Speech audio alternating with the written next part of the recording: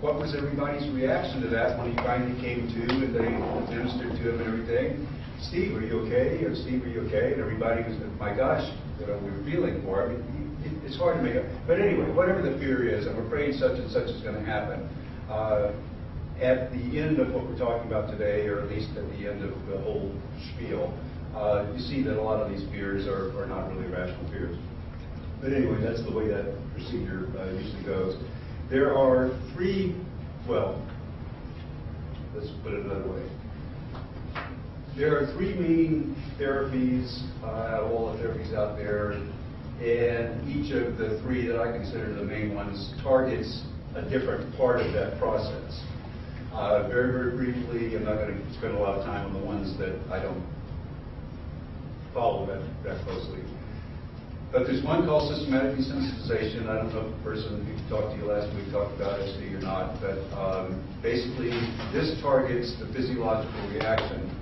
And it might work for some of you better than anything else. So let me describe it briefly, and you can sort of say to yourself whether it sounds like a bunch of ooey or whether it sounds like something that might work. But it starts off, and you don't have to have a therapist for this, there are tapes. But it starts off, let's learn how to relax. And sort of a little bit like yoga, a little bit like transcendental meditation and other kinds of meditation. Let's learn how to totally relax all the muscles and then feel when you come out of that relaxation. So that's step number one, you learn that.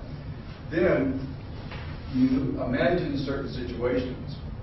And if you can imagine the situation, they're graduated from very low threat all the way up to the last step is you imagine yourself going in front of the audience and starting your speech. But in between, you start off with something very low threat, like imagine yourself in the audience of somebody else's speech or something like that. And if you feel yourself coming out of that relaxation state, well then hold it, let's go back and work on that until you can imagine that relaxed. Then the next one, if you don't feel relaxed with the next one, then go back and keep working until you can go all the way up to the top. If anybody's interested in that, I can put you or Margaret onto a list of those graduated steps for stage fright. They've got them for snakes and they've got them for everything imaginable, but I've got the list for stage fright, and if you're interested in that, I can get it to you. There's another approach that concentrates on the interpretation phase. Basically says you're interpreting your stage fright anxiety, your public speaking anxiety in a way that doesn't make sense. Tell me what you're afraid of. And then this does have to be done with the therapist. Well, let's examine that fear. Is that really a legitimate fear? You're afraid of making a fool out of yourself.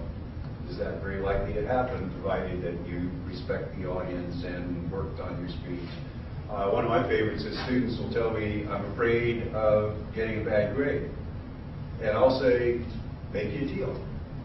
I won't grade it. Go ahead and give me speech. No anxiety, right? No, it's still there. Well, then you weren't afraid of the grade, were you? Something else. But there's an approach called rational emotive therapy that just takes you through all of those fears one at a time for several minutes apiece.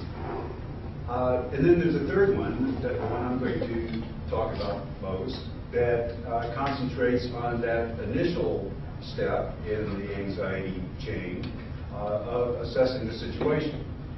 And basically claims, this approach claims that almost everybody, and the research supports this so far, almost everybody who has high anxiety about giving speech has a different assessment of the situation, a different orientation, I'm going to call it, toward public speaking than those who have low anxiety. And there are two basic orientations, and one is anxiety producing and the other one's non-anxiety producing. As I go through this, I think I'm going to have an easy time convincing you that the favored orientation is less anxiety producing. That makes pretty good sense. What I have trouble with when I used to do this in private therapy is convincing the person that that approach is going to make for better speeches, because most of us have been convinced another way. But I guarantee you, not only does the favorite approach make for less anxiety, it does make for better speeches too. But let's talk about those two assessments. One is one that I call a performance orientation. And this is the, now, y'all haven't all bought and read the book, have you? Okay, good. I'd love it if you bought and read it and everybody said, we're cured, we don't need this class anymore, we don't need you either, but I'm going to put down here with you here. So as long as I'm here, I'm glad you haven't read it, because I was going to say repeat. So there's an orientation that I call a performance orientation, and virtually, in my experience, virtually everybody who has higher than normal anxiety about a speech, and like I said a little while ago, yours, you think it's higher than normal, and it probably is, but it might not be. But the people with higher than normal anxiety have performance orientation, as I call it, which means the following. When you give a speech, and I'm going to claim in a minute that this is wrong, and you haven't seen that coming, but when you give a speech, the objective is to impress people. The objective is to impress people with how good a speaker you are. And the way you do that is that there are certain special behaviors that go along with the speech, and you give a good speech by following the rules for those behaviors, whatever those rules are for eye contact and gestures and vocal variety and so forth and so on. So what's going to happen when I get up to give my speech is the audience is out there judging me as critics on whether I'm going to pull off a good performance.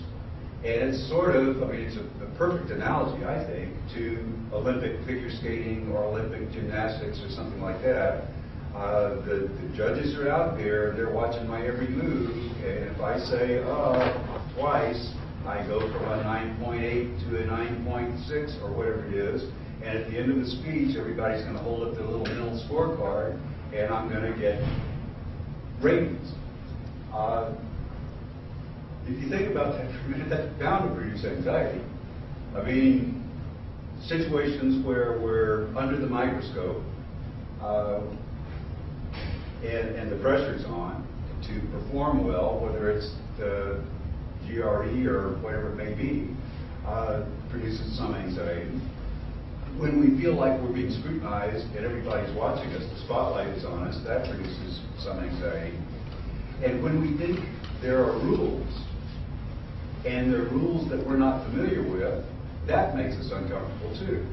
I don't know if you've ever had the experience of going to I'm going to say either, I've had this experience going as a guest to the Catholic Church, and I've had this experience going to Jewish bar mitzvah, and I imagine there are lots of other examples too. But when everybody there knows these little rules of when you're supposed to sit and when you're supposed to stand and when you're supposed to repeat after the person in the front and when you're not supposed to, and you don't know those rules, you feel a little out of place. You feel a little nervous. I hope everybody doesn't notice that I'm standing at the wrong time or whatever it might be. So that performance orientation is one that puts a big burden on us. We think we've got to be perfect, and if we think we've got to be perfect and perform with no flaws, then we're putting a lot of pressure on ourselves. The other orientation, the preferred one, in my opinion, is what I'm going to call a communication orientation. And this one, the idea of a speech is to achieve one's communicative purpose. Now, I want to digress for a minute and talk about objectives in everyday, ordinary communication. But for public speaking, we have one of three purposes usually. We're either going to try to inform, which is your main communicative objective when you're giving a talk at a conference on your research or something like that.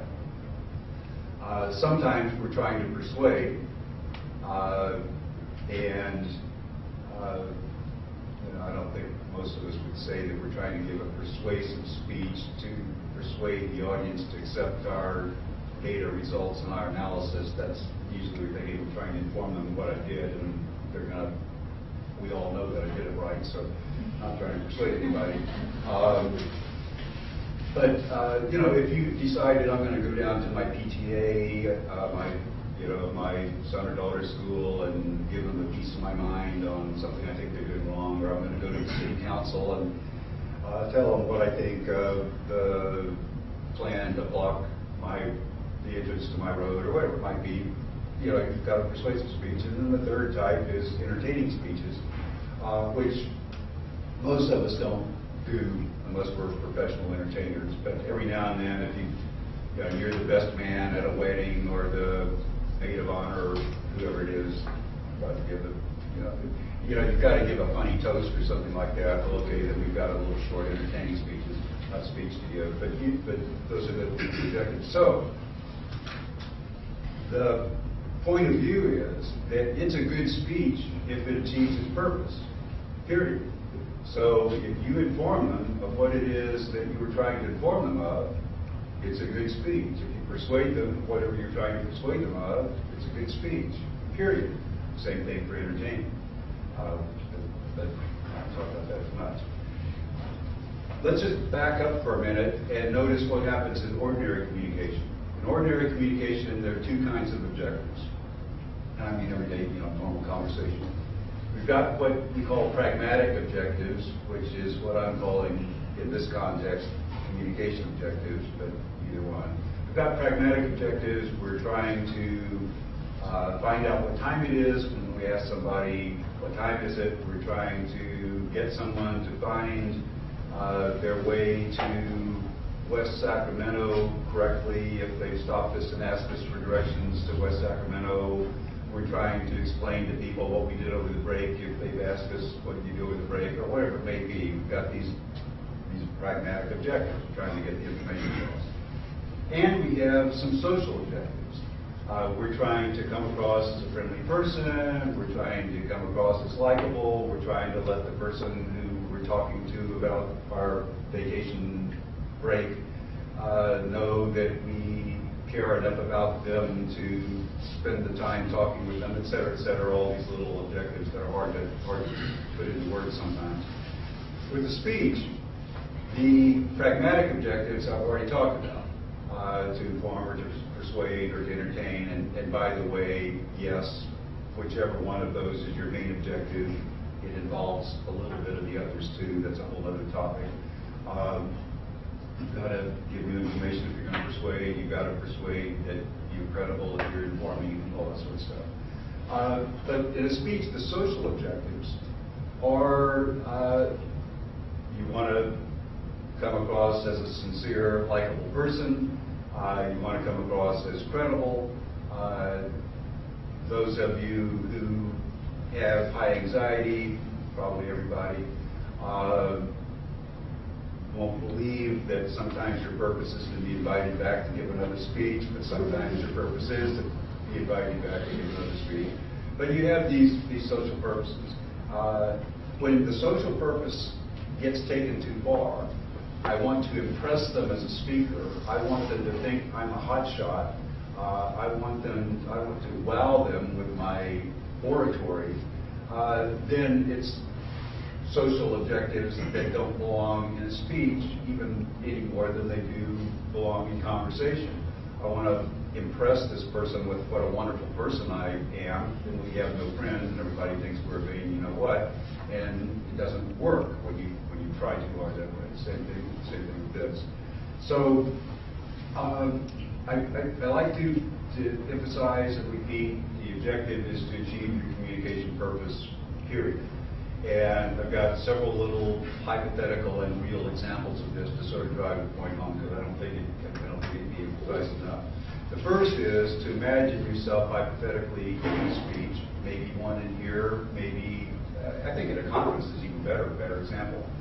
You go report your research, and a few days after the conference is over, maybe somebody's flying home on the plane after the conference, somebody who's in your audience, and they're talking to somebody else on the plane. You know, I heard a research report the other day that says that such and such, and their method was such and such, and that seems pretty good to me, and the conclusions, and this is what, and I think that's fascinating. What do you think? Don't remember who it was. Don't remember anything about the speaker. I don't remember male, female, university of what. But it sure was interesting information. That's scenario one. Scenario two, somebody from the audience, somebody else from the audience is sitting down next to someone on the plane. They say, oh, that was an interesting convention, a lot of interesting talks. There was one, this person, really impressive guy or gal. Good looking, nice voice, seemed really smart, whatever you think are high compliments. Can't remember what they said, but sure didn't like looking at them or listening to them or whatever it may be. Now, I hope you know, I can tell from your reaction, that from a communication point of view, that first reaction is a good one, even if you wish they could remember you. And the second one is not a good one. Real life example. This happened to be shortly after I started a advanced public speaking course in college by a guy who I've dedicated the booklet to, who basically taught me this approach to conversationality. The connection between that and stage fright were two different things, but basically this communication orientation. What was my point? Oh yeah, so I attended a high school graduation. The valedictorian got up to give the speech. All-American boy type guy who probably was a contest debater or orator or something like that, but very flowery language, very planned gestures, very nice vocal variety and all that sort of stuff. And after the ceremony, graduation ceremony, some of the mothers were oohing and aahing about the speech. And I asked one of them, well, what do you think about what he said? And I swear, I remember this very well. The answer was, I didn't really understand what he said, but it sure was a good speech, wasn't it? Now, from a performance orientation, it was a good speech of everybody saying, oh, wow, I don't remember the guy's name. Didn't Joe, wasn't he impressive? He could run for senator or whatever. From a performance orientation, if that's what they're saying, then that's a good speech. But from a communication orientation, if other people too didn't know what he's talking about, bad speech. And I'll just give one last example. One of my all-time favorite speeches was one by I taught at Cal State LA for a while, and a short, unpleasant while, but I did for a while. But had a teaching public speaking class, had a student who was brand new to the country. I don't remember what country she was from, but Asian, I don't remember exactly where, but her parents ran a restaurant, some sort of Asian food restaurant, I don't remember the details. But apparently, when we Caucasian people would go into the restaurant and try to use chopsticks, they would laugh at us. This was 1970 something. So she brought 20 pairs of chopsticks and passed them out and taught us how to use chopsticks. Now, she could hardly speak English. From a technical point of view, was she a good speaker? From a technical point of view, she'd lose points on a lot of things on a checklist. But did she achieve her purpose? I know how to use chopsticks thanks to her, and I'll bet you the other 20 people in the class do too. And she achieved the purpose. Good speech. So let's see. Let me find myself here. Want to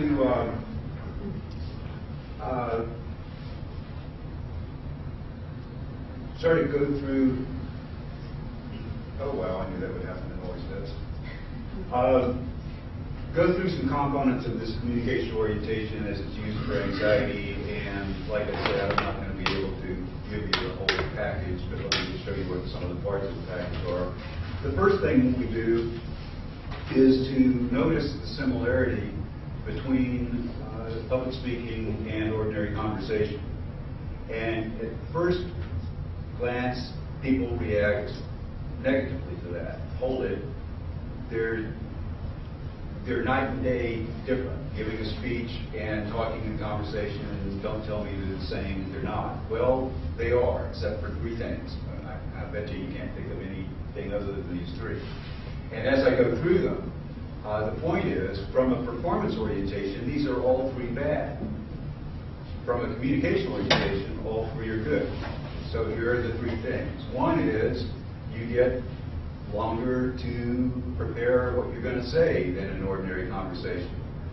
So from a performance orientation, you can say, well, gee, now that means, you know, I have higher expectations of perfection or something because I had more time to memorize it or prepare it or write it out or whatever. Which, by the way, I'm going to advise that you don't do. Don't memorize or read. But anyway, from a communication orientation, having more time to prepare means I got to think before I speak, more than ordinarily. And everybody knows it's wise to think before you speak. In conversation, we sometimes don't have much time to plan what we're going to say, and we say things that we didn't need to say sometimes. More time to prepare? Great. What's wrong with that? Number two is we talk longer before the other person talks. So in conversation, we're interrupted all the time, and we say a little bit, and then they say a little bit, and we've got to follow their train of thought and all that. Most of us sort of like the idea, and I don't think there's any ego or vanity that goes with this. Most of us who have something we want to say to somebody, whether it's a spouse or a roommate or whoever it might be, we sort of like the idea of being able to say it without getting interrupted. You know, can we just say our piece and not be interrupted? So from a performance orientation, the idea of not being interrupted means, oh, all that time they're scrutinizing me and they're observing whether I'm making mistakes and they're watching. From a communication orientation, I get to talk longer without getting interrupted. And then the third one, of course, is the biggie for most people who have high anxiety, and that is you get to say it to more people at one time. And from a performance orientation, and I think most of you can identify with this, even if you couldn't with the other two, I've got all those eyes on me. You know, that's too many eyes. I don't want to be under that many people's microscopes at the same time. I don't like that. From a communication point of view, it's, and think again of, you know, I think a conference is a perfect example of this, even though you might be nervous in front of your future employers and stuff like that. But you've got this information that you want to share. You've done this piece of research that you believe in. And instead of having, you know, I don't know how many people in the audience at your conferences, but I'm going to say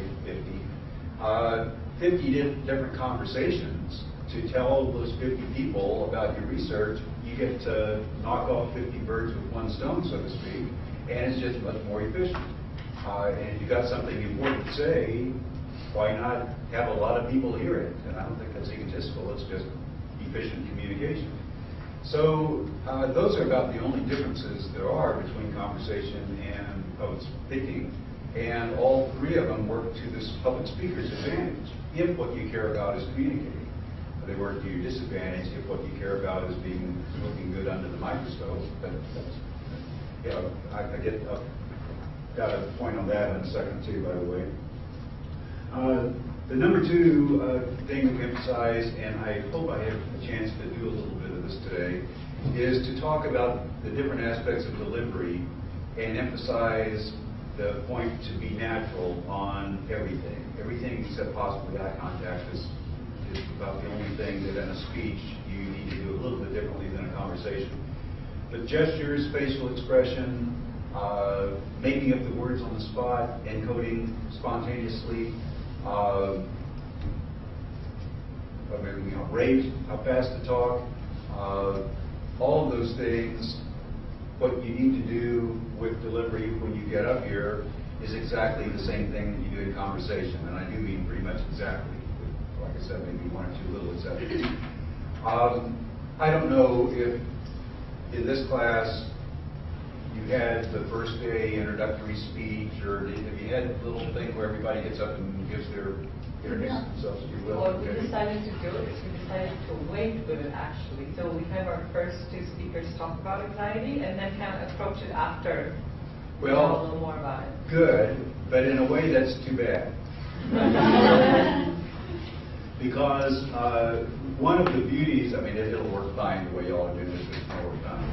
But you might, when you do it, plan some things to throw the speaker off a little bit.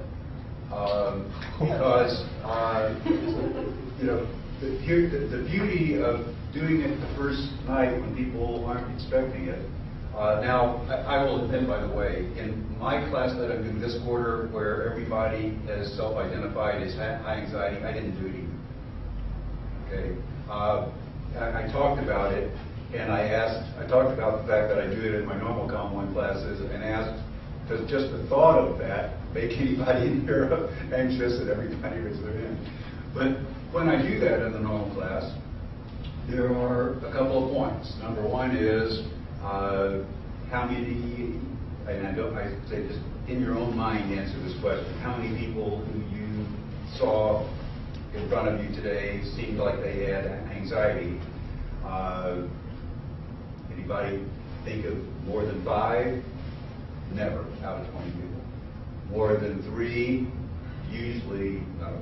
More than 2? Okay, now a few hands go up. 1, 2, and people raise their hands saying, well, I saw 1 or 2 people who I thought anxiety. Next question, how many of you, when you were up here, had high anxiety? And everybody raises their hand. And the point there is they can't tell when you've got it. And that's real important for some people. Some people get up here and you can hear your voice quivering. They can't hear it. What actually happens, by the way, I've got so many tangents I'm going out of here, I'm sorry.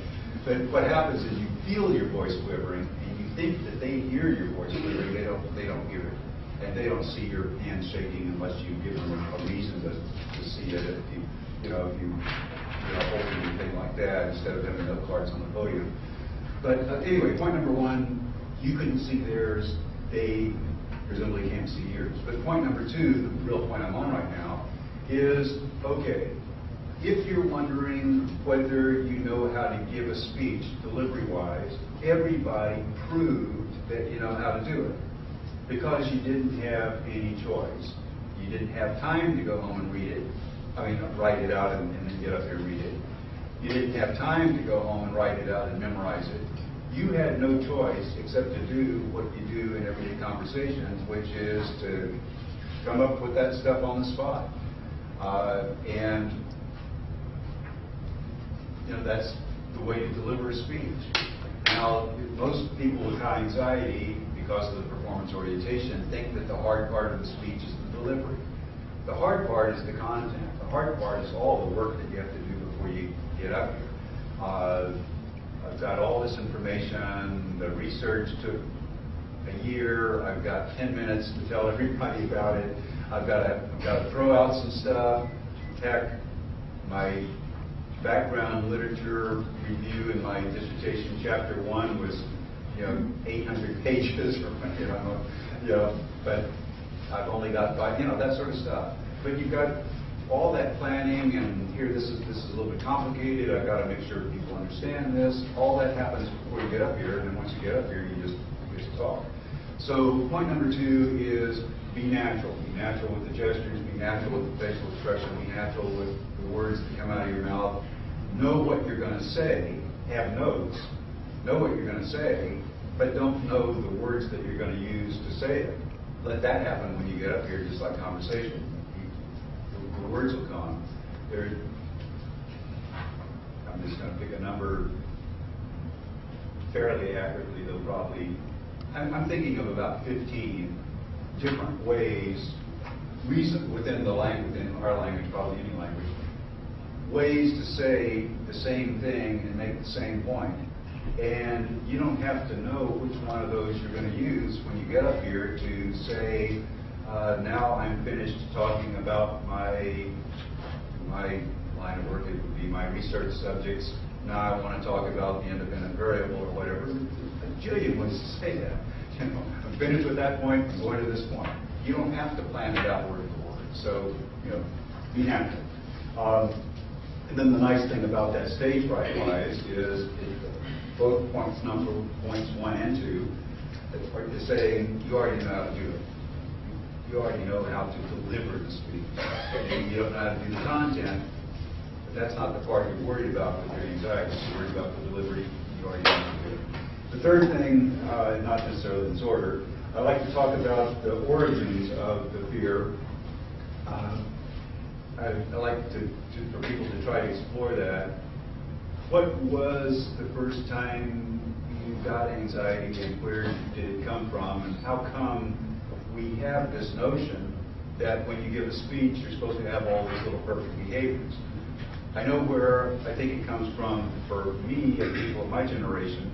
I think it comes from, and I don't know how many of you can, some of you will identify with this probably and some won't, but I remember very well those book reports in grade school and memorizing the Gettysburg Address or Caesar's speech or whatever, preamble to the Constitution or whatever it is, and giving that to the class.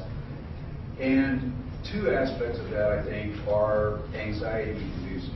One is that it's a performance orientation situation. The only reason to recite the Gettysburg Address in front of a class is to give a performance. And the teacher is sitting there listening to see if you forgot a word or something like that. The class doesn't care about the Gettysburg Address. Communicate the content of the Gettysburg Address to a bunch of people in the 5th grade. It's clearly a performance. And, you know, recite the preamble of the Constitution, all that. And I think book reports, too. We know darn well on some level we've never gone out and, or almost never, gone to the library and checked out a book because of one of our classmates' book reports. We don't care about the book they read.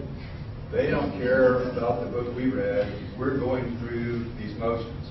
Now, there's an exception, I think, and I think show and tell is an exception. They didn't do show and tell when I was in school, but they're doing it these days. Show and tell, you can actually get into communication mode. I want to tell everybody about my arrowhead I found on my vacation or whatever the heck it is. But those book reports and those memorized things are not even communication opportunities, point number one. Point number two, it is exacerbated when we're all finished with the book reports or whatever it might be, and then the teacher says, well, that was real good, everybody, but I've got a couple of comments. You know, Johnny, you shouldn't put your hands in your pocket when you talk. And Jimmy, you shouldn't grab both sides of the podium like you did. And Billy, you shouldn't be clicking your pen when you're giving the talk. And that says to our minds, there are these right and wrong behaviors. There are these right things, correct things that you're supposed to do with your hands, for example, and wrong things to do with your hands. So we get up here to give a speech, and I bet you most everybody here's experienced this.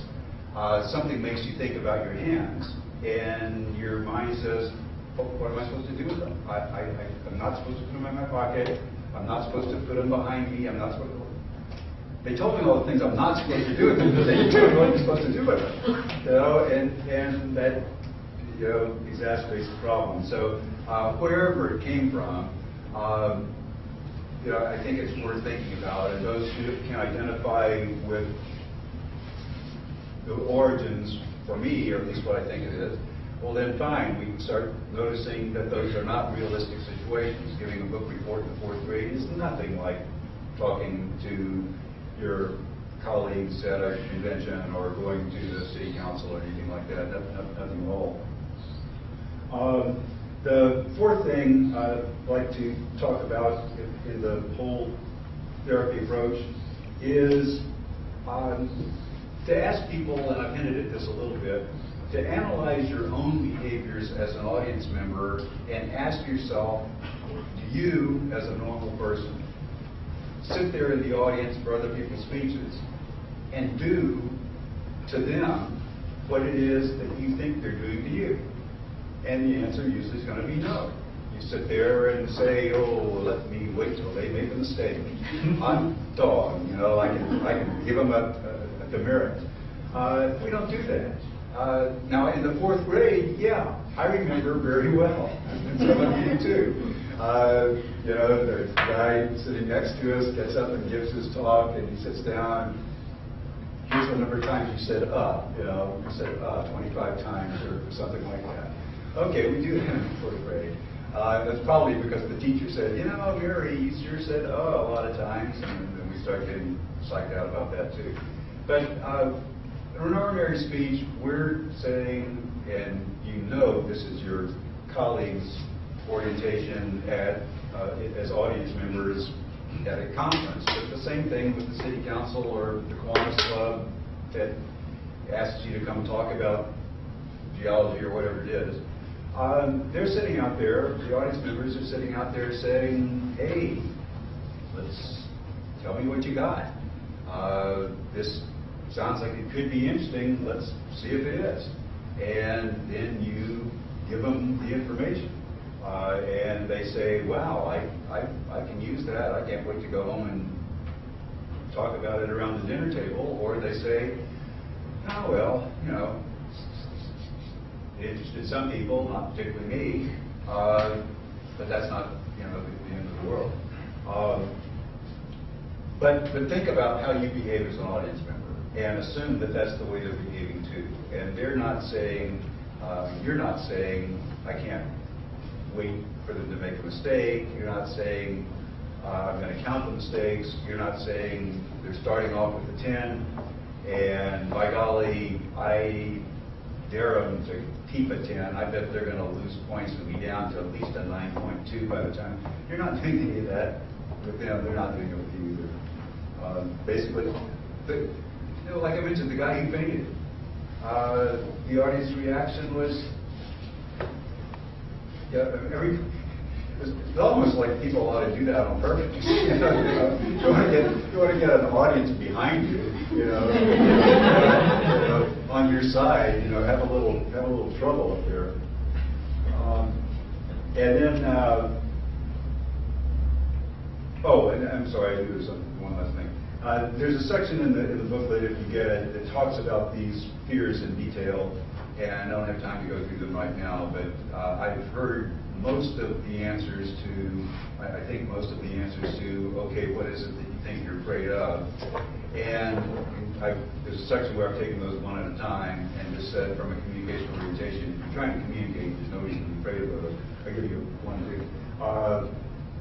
Yeah, I'm afraid because public speaking is an unfamiliar situation, and when you get the whole spiel, and start to believe that, well, no, it's pretty much like an ordinary situation, conversation, then you can't say that it's unfamiliar. I'm afraid the audience will ridicule me if I make a mistake. Talked about that a minute ago. That's not what audiences do. Professional speakers, by the way, people who get lots of money to give speeches, the same speech over and over and over to the point where they can do it in their sleep. And I'm not saying all professional speakers do this, but some do, many do. Plan fake mistakes in their speech. They insert fake mistakes.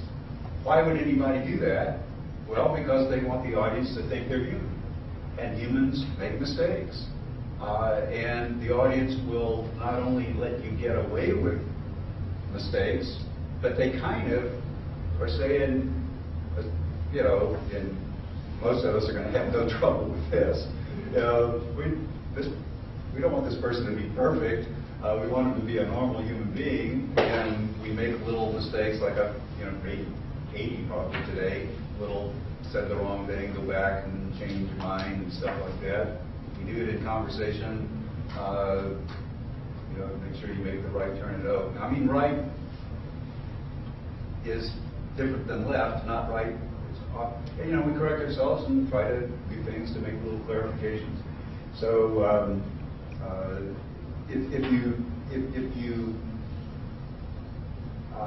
if your anxiety persists very long, I would get that book or borrow one from somebody and go through those little list of fears, and I think you'll see that none of the fears make a whole lot of sense. And then I don't have time to talk about delivery very much, but I know that I should leave some time for questions too. But just very, very quickly, on everything except eye contact, be natural. Gestures, I like to tell a story. My dad was in the Army. I lived 3 years in one place, 3 years in another, and the point of that is we always had new guys coming through. And a little game that we used to play on the new guys, a little trick, is new guy would be in the conversation, and one of us would remember our little trick and start staring at his hands. And then somebody else would, oh yeah, the hand thing. And others would start staring at his hands. As soon as the guy realizes that people are staring at his hands, what you guys? Nothing. And let him go. People, I mean, if you want to irritate your roommates, try that. Very aggravating. But they'll end up just stop, okay, forget it. They'll stop talking altogether, or they'll sit on their hands or something like that. And it's the same thing when you're up here. Let them be. They're supposed to be on automatic pilot. As soon as you start thinking about what to do with them, they automatically, it's like they say if you think about walking, you'll trip, that sort of thing. It's the same principle. You're not supposed to think about them. Unfortunately, some of us have had some teachers make us think about them. But gestures do the same thing as facial expression and do the same thing as vocal inflection. When somebody's talking conversationally, they are doing little things with their voice that punctuate, and their eyebrows and forehead are doing little things that go with those little oomph, and the hands are usually doing things that are going with those little oomph too.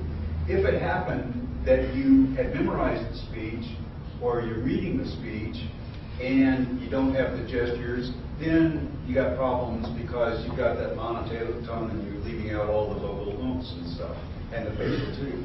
But if you're talking conversationally, you've got the voice doing it right, you've got the face doing the gestures, you can leave out the hands if you want to. Nobody's going to mind that. Can't emphasize enough, I may not have time to talk about eye contact, but that's okay. Basic thing on eye contact is be looking at somebody almost all the time, but look at one person as long as you want to, and then go to somebody else as long as you want to, and go to somebody else. You don't have to be looking at a person every single moment. In ordinary conversation, we look away from the person we're talking to when we're the one doing the talking. We look away 60% of the time. When you're up here, you can look away from a given individual, 100% of the time. I don't think I've seen you yet, but you're looking at people almost all the time. So that's a quickie version, super quickie version of eye contact. But the main thing on delivery is to try to have, don't try, this comes naturally, but for the audience to feel like you have what we call directness. And that is the feeling that you're talking with them as people as opposed to orating at them. And we've all had the experience of being a member of an audience where it just feels like the speaker couldn't care less whether we're there. They're doing something up there. They're entertaining themselves perhaps, or they're on some sort of kick. But they're sure not trying to talk to us, it doesn't seem like. And then we've been in those other audiences, and sometimes you can have 500 people in the audience, and even though the lights are dim and the speaker can't even see us, we're back there in row 20. It just feels like he or she is talking with us. It feels like they're talking to us now the same in their speech the same way they would if they were in our living room talking to us about the same topic. That's what you want. You want to have that directness. And when we say, that person they sort of sounded funny. What that means is they sounded like it was memorized, or it sounded like it was read, or it sounded like some combination of the two as opposed to spontaneous.